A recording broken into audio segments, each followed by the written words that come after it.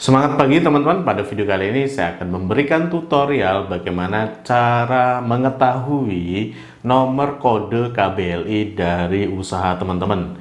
Ini penting ketika teman-teman nanti mengajukan izin di OSS. Bagaimana caranya? Simak terus video ini sampai selesai.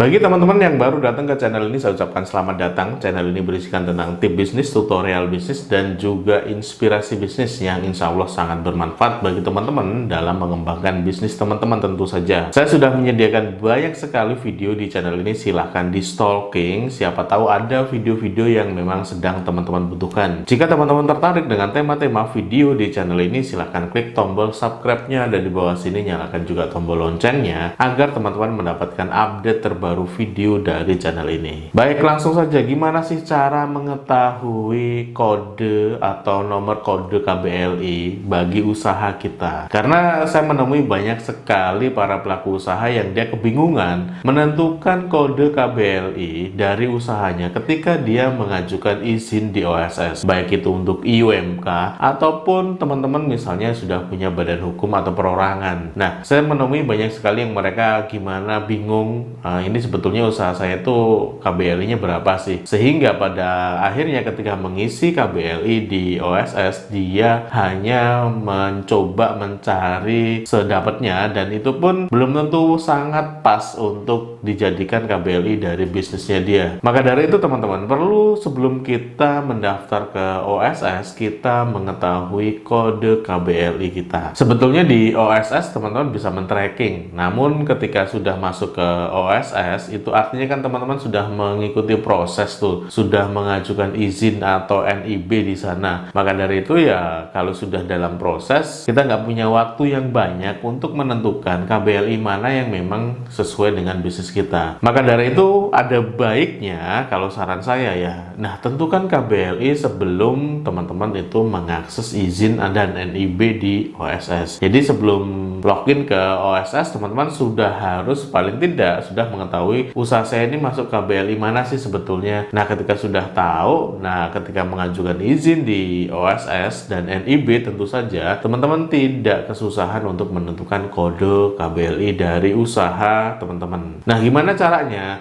Ada satu aplikasi teman-teman yang memang dia ciptakan, yang diciptakan memang khusus untuk men-tracking sebetulnya usaha teman-teman itu ada atau berkode KBLI berapa. Nah, aplikasi ini yang nyiptain adalah BPS, Badan Pusat Statistik. Teman-teman jika pengen mengetahui kode KBLI dari bisnis teman-teman, teman-teman tinggal install dulu aplikasi yang namanya SPK. Nah, silakan teman-teman masuk ke Play Store, cari aja di Play Store namanya aplikasinya SPK. Ini resmi dari BPS teman-teman, tinggal download saja, aman, nggak ada iklannya juga, tinggal teman-teman download. Habis itu jika teman-teman sudah menginstal, teman-teman tinggal klik buka. Karena saya sudah menginstal, saya tinggal buka saja. Kita nggak perlu login teman-teman di aplikasi SPK ini, kita tinggal men-tracking sebetulnya usaha kita itu berkode KBLI berapa. Caranya gimana? Silakan teman-teman klik beranda atau strip 3 di kiri atas itu. Terus habis itu pilih yang namanya deskripsi strip kode. Jangan pilih yang kode strip deskripsi ya. Kalau kode strip deskripsi nanti teman-teman bisanya men-tracking nomornya. Sebetulnya nomor ini untuk usaha apa kayak gitu. Tapi kalau deskripsi kita bisa ngetikin kata, nah nanti muncul rekomendasi KBLI-nya yang mana saja. Nah, klik yang deskripsi kode. Habis itu teman-teman pilih KBLI yang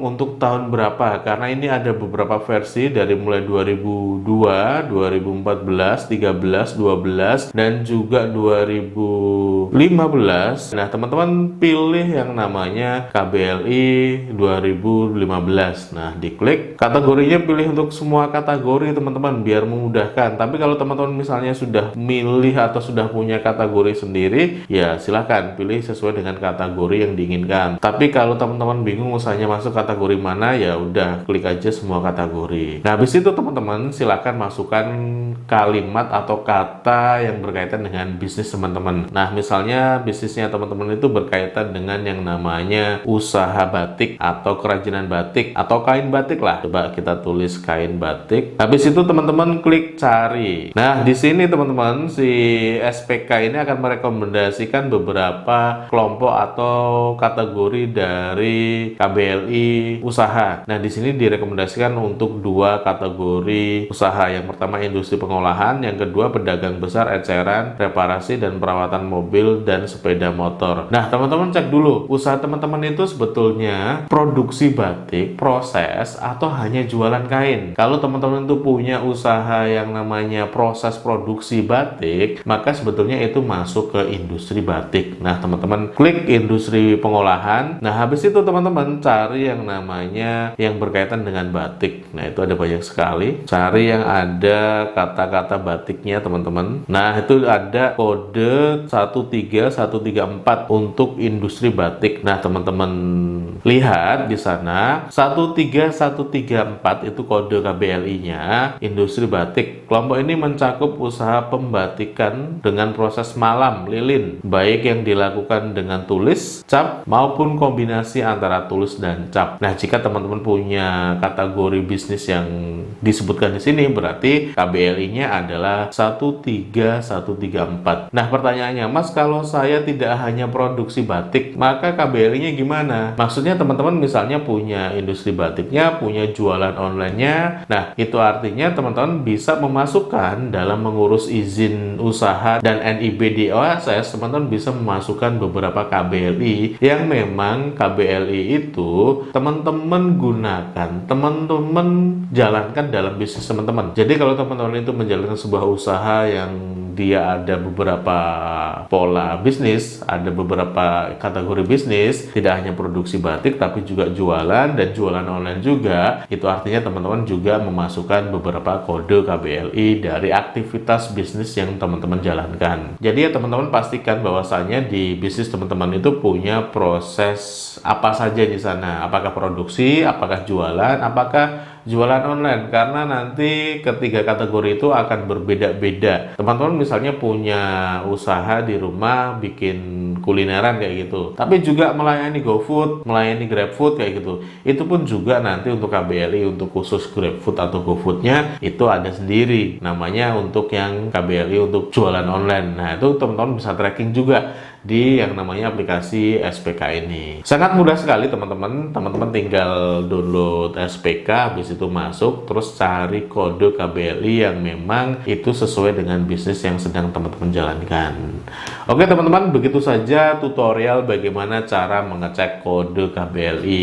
Ini sangat memudahkan ketika teman-teman nanti mengurus izinnya di OSS. Dan tentu saja untuk mendapatkan NIB di sana, cari dulu kode KBLI-nya apa, baru mengakses OSS. Itu akan lebih memudahkan dibandingkan nanti teman-teman ngulak-ngulik atau nyari-nyari di dalam dashboard OSS. Oke, semoga video ini bermanfaat teman-teman. Bagi teman-teman yang belum klik tombol subscribe, silahkan klik dulu tombol subscribe-nya, dan di bawah sini nyalakan juga tombol loncengnya agar teman-teman mendapatkan update terbaru video dari channel ini. Saya Muhammad Safi, kita jumpa lagi di video-video berikutnya. Bye-bye.